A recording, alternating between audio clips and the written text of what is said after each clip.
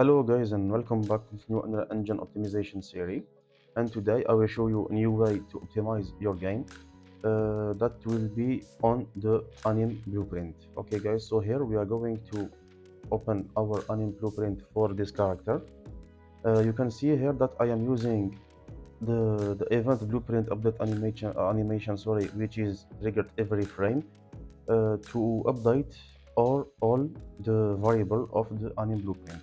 And as you know, guys, often the blueprints of the variables of the AnimBlueprint are set depending on the character blueprint variables. Okay, often what we are doing is just copying the variable that we have on the character blueprint and make a copy on the AnimBlueprint file, and we use the event blueprint update animation to synchronize those variables to be the same on the two blueprints. But guys, if you have small logics, it will not affect your game. But if you have a lot of logic and a lot of characters on your game or your map, that will affect your game very hard.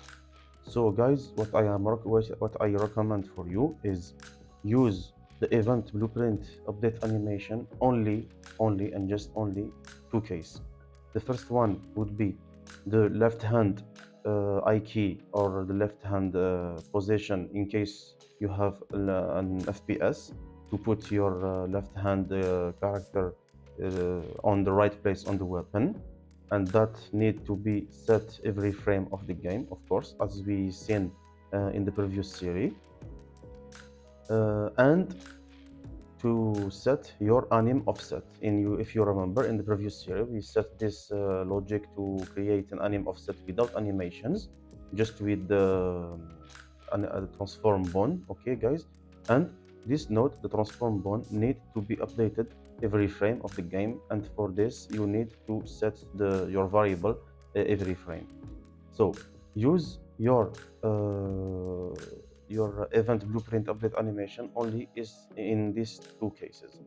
Also, the third case that you need to use it is to save the speed and the direction of your character, because often you need it in the transitional what is it? In the transitional rules. Okay, guys, to go from a state to another. That's for the speed and the direction. But to go from a state to another, we often use some booleans. Okay guys, so how do we set those booleans to go from state to another? What we need to do is go to your character blueprint, and here whatever you have an event graph, okay, whatever you have an event, okay, it could be crouching or running or round. For example, here you have the run event or the crouch event or whatever.